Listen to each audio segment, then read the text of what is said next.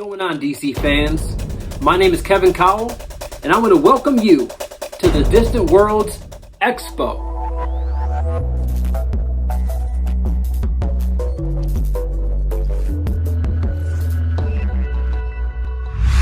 As I said, my name is Kevin, and today we're going to go through so many amazing things that we have planned going on in the Distant Worlds.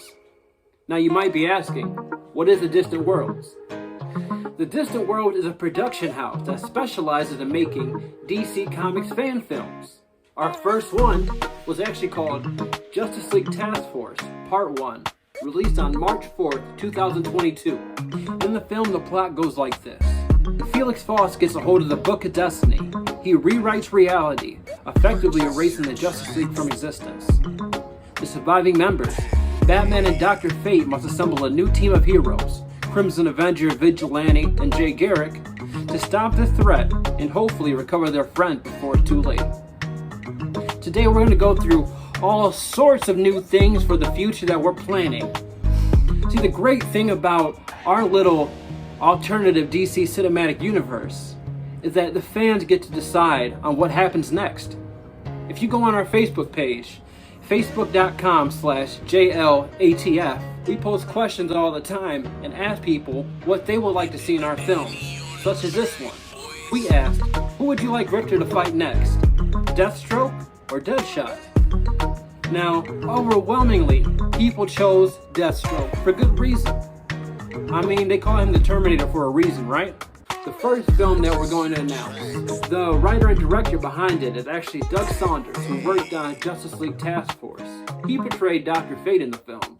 He was also a production assistant. In this film, he'll be making his directorial debut. His writing is off the charts, and the actor is Aaron Wacker, reprising his role from Justice League Task Force as Alan Scott. This film is called The Light of the Green Lantern. The Star Heart.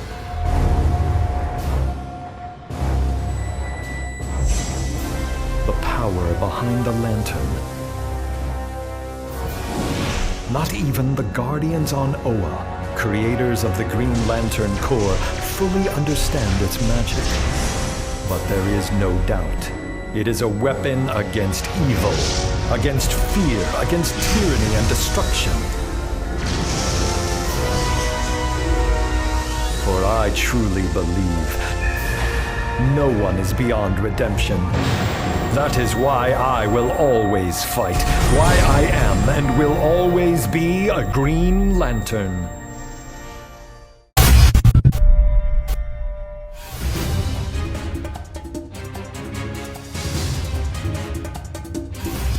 I'm here with Aaron Wacker, and we are kicking off a discussion about the new Green Lantern Origins story that follows Justice League Task Force. And Aaron is going to be playing the famed Alan Scott, very first Green Lantern, and is also a co-writer to myself and Kevin Cowell, and we're hoping to have a pretty nice storyline for an origin. It really brings in a lot of things from the past in order to make this legitimate and fun and exciting for all the viewers. So hey, welcome. Thanks. Yeah, I'm pretty excited about it. I think it, just from reading the script, the storyline, I think flows really nicely. And I, like you said, I like how it goes back to touching point of where his actual origin story comes from. And then we're putting our own twist on it. So I like that. Because of, we're tying this in with Justice League Task Force, we kind of had to put our own spin on it because we're in a different universe, different dimension. Like, so his origin story is going to have some sort of effect on our reality versus the other reality where the Justice League all disappeared. spoiler warnings for anybody who hasn't seen Justice League Task Force yet. So, but yeah, so we kind of have to do our own sort of spin on the origin story, but we're trying to keep it relatively close. I was doing some more research on this, and I knew that your character was a train engineer at one time, and we interlaced that into it. But what I didn't realize is after he was a train engineer, and before that he took 2 years of medical school, which I wasn't even aware of. But after that, he was a journalist in Gotham and had his own radio station. But it makes the character very more complex and more dynamic, and makes you wonder like what he's gone through to make all these different decisions and all the different jobs that he's had. Like, how does that build him up as a character, as a person? Like, what is his end goal? And that's what we're trying to capture, I think. Yeah.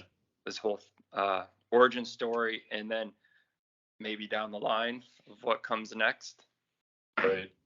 Well, and it becomes even more complex, and we won't get into too much of the storyline, but you know, your character takes another change when he becomes Green Lantern, and there's a partnership that gets developed that really creates the Green Lantern itself.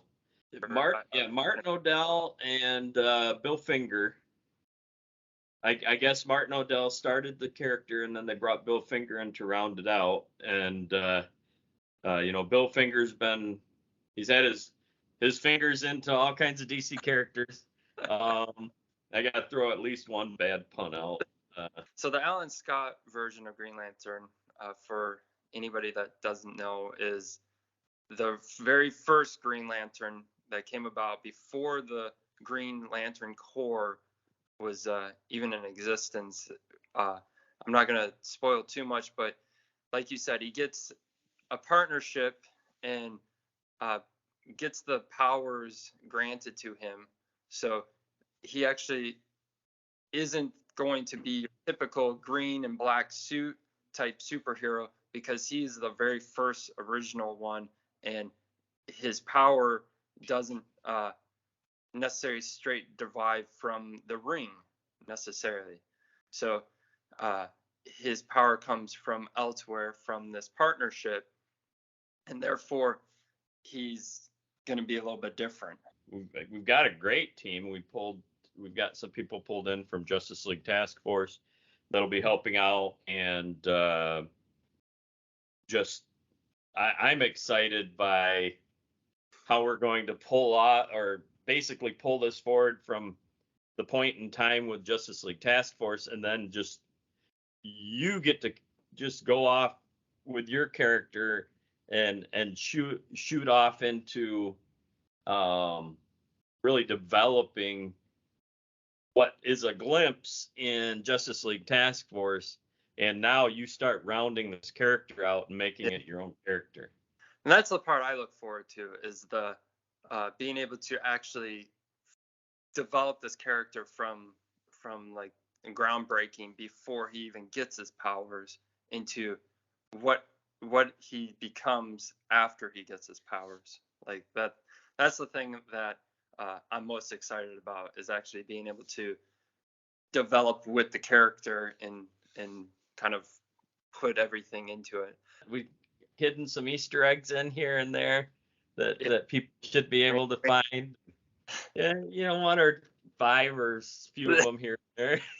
The fun part is those little Easter eggs, and I hope, and if people, like, especially the people who know the character or are big into the comics and things like that, I think people will definitely catch some of the stuff that we're trying to pull in from the comics and from the original character, and stuff from like the task force and everything. So like, if people, the hardcore fans, I know will catch the stuff we're throwing in there. As you could say, we would bring the character to the light. You know? I'm all for that. Uh, I'm a little green with envy right now. All right, Aaron. Well, thank you. This has been a great discussion. You and I've worked together for like, I don't know, 45 minutes to an hour. You were on a tight schedule when we were shooting Justice League, and but I was happy to be able to meet you and work with you at that time. And I'm just excited, man. I'm excited. yeah, me too. All right. Well, go shine your light upon other parts of Unknown, and we'll be catching up here pretty soon to start getting filming kicked off. All right, sounds good.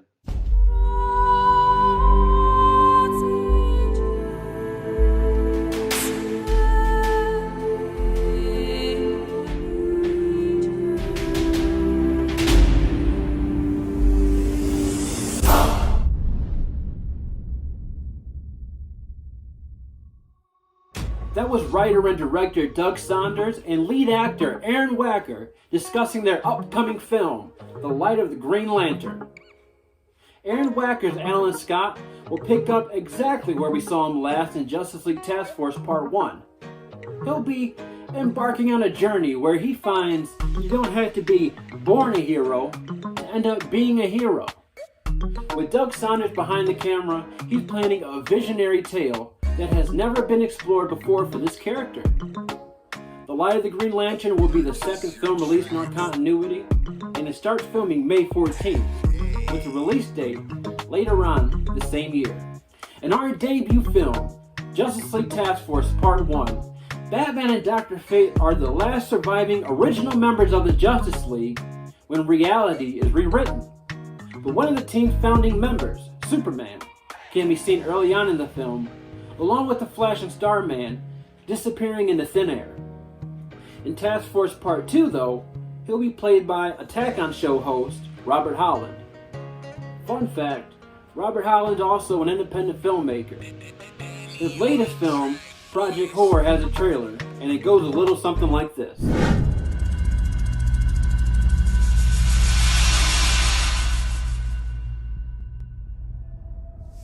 Hi, Jamie. Look, I know you've been through hell tonight. All right, and we're here to help you. But in order to do that, I need you to take the next minute and pull yourself together for me so we can talk. Can you do that? Jamie! Beth! You guys come up here for a minute, please. In about 52 seconds. There's something weird's going on. Who are you people?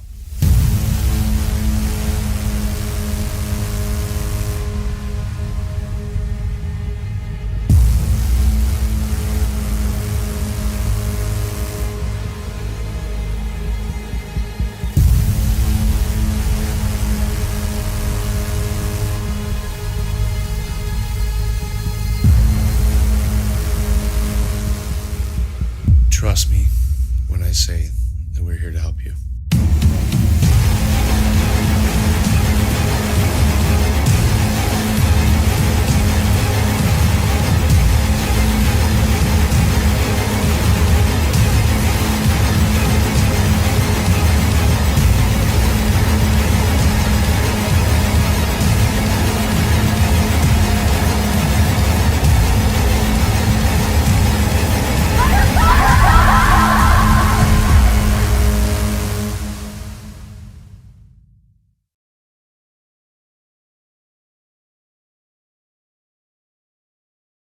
The Crimson Avenger!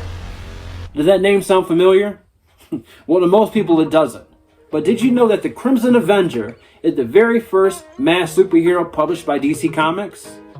First appearing in early 1938, his first appearance predates Batman's first appearance by several months. But, just like Batman, he was born into wealth and strived to be a great detective. But when he failed to stop the death of his fiancée, he dons his signature colors and becomes the Crimson Avenger. Earlier in 2022, Chris Bowman took on the role of the character. This year, he'll be starring in his own film, The Crimson Avenger, a Gotham story.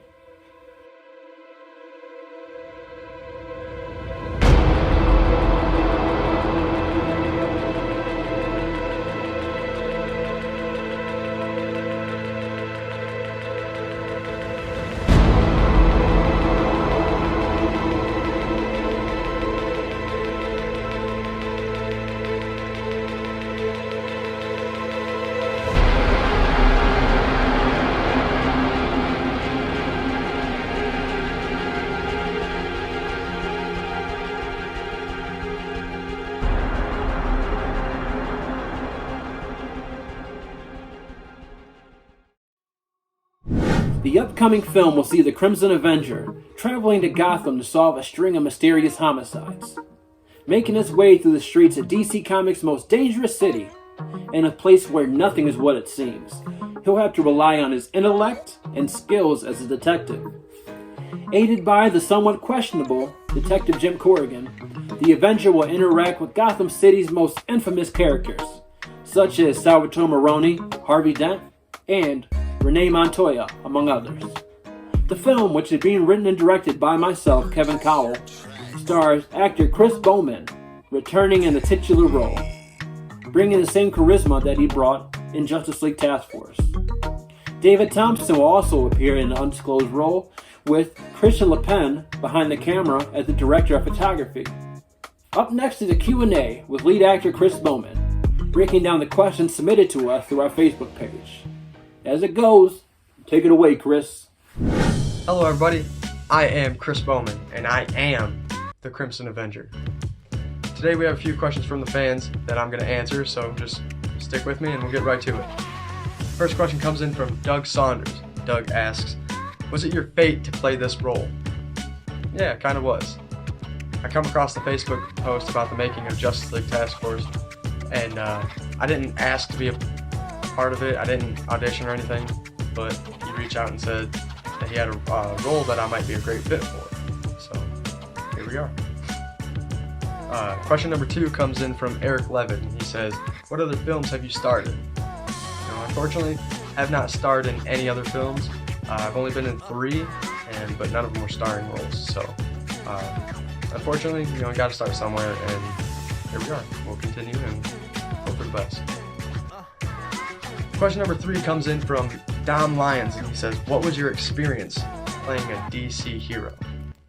Man, it's a great question. It was a really great experience just on the fact that, you're getting to be a superhero, but you're also getting to be in a movie. So, it all in all, feels really awesome, but at the end of the day, it just makes you want to be the best version of yourself. So, great question. Thanks for asking. Question number 4 comes in from Ashley Michaels, and she says, who is your favorite DC comic hero? Now, I'm not gonna lie, I don't know all of them. There's a lot of them, but I can say that the ones that I do know, I enjoy because there's something that they offer, that appeals to me. So, with that being said, there's Flash, Arrow, Batman, Superman, Shazam, Constantine, and Crimson Avenger. So, of course, that's in no particular order. So, great question. Thanks for asking. Question number 5 comes in from Dana Bertu.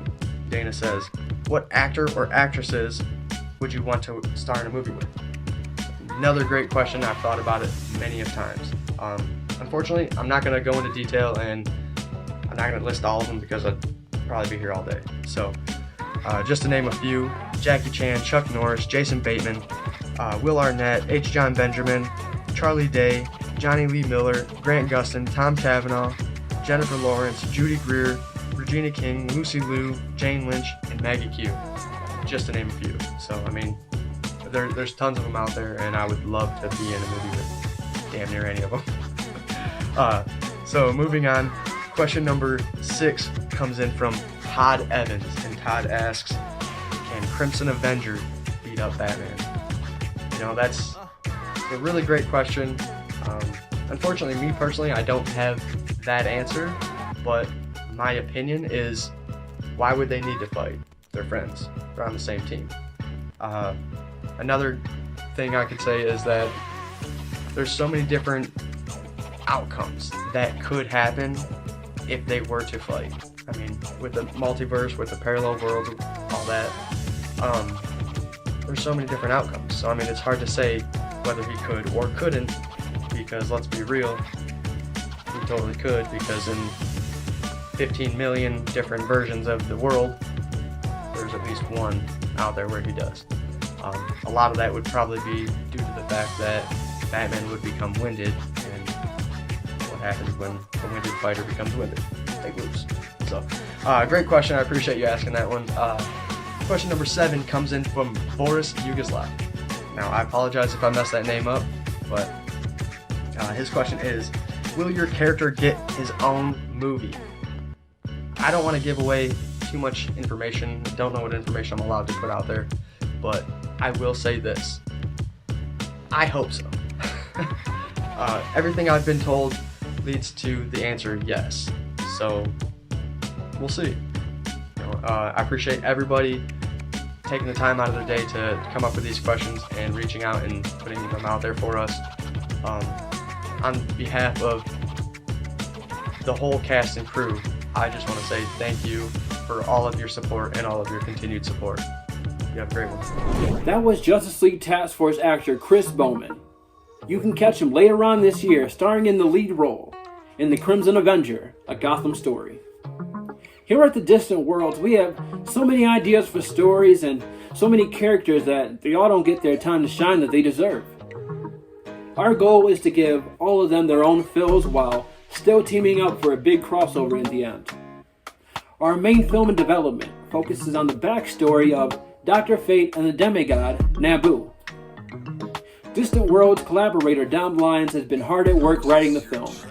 Now when it comes to knowledge of DC Comics, Dom is your guy. He even served as creative consultant on Justice League Task Force, making sure everything stayed comic accurate. So we really hope to give you guys an update really soon, but until then, up next is writer Dom Lyons talking about Dr. Fate and the in-development film Nabu. What's going on, everybody, DC and DC fans around the world? My name is Dom Lyons, and I am the writer of the in-development film title Nabu. Pending the topic of this title, I will give you a small detail. Who is Nabu? Nabu is one of the Lord of Order whose spirit lies within the helmet of fate. He was born to dawn of mankind. So let's just say this. We all know the phrase, he who bears the helmet is Dr. Fate. Along in this story, you will find the journeys between himself and his host, Kent Nelson, of intertwining their stories of how long he's been bearing the helmet. And more will come to you later on. What it means to me as a writer for one of the prominent popular characters or characters in the scene, Dr. Fate tackles a lot on destiny, life, and fate, of course, where a delicate balance between those must be restored under order. With those imbalancements, something bound can happen and things can change at any given time, which gives you an example of how life is in certain ways and certainties, especially where we are stuck between a dilemma, devastation, and restoration. And taking on the series itself is a dynamic one.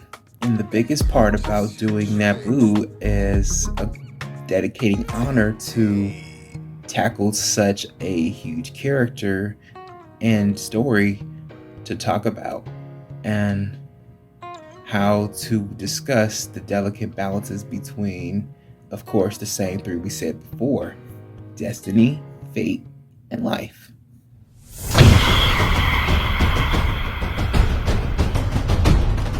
All right, guys, that is a wrap. thank you for watching the Distant Worlds Expo.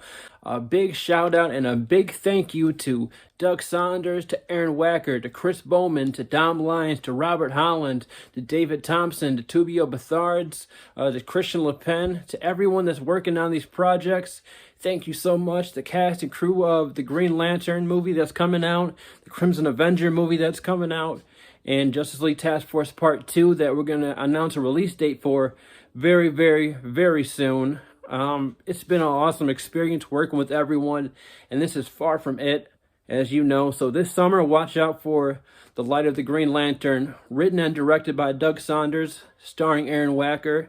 After that, Crimson Avenger: A Gotham Story, starring Chris Bowman, written and directed by myself. And it's just going to be a fun experience, man. Setting this continuity, we get to make these films come to life. And we hope that you guys are down and along for the ride. We're going to see you in the future, and watch out for the next Distant Worlds Expo.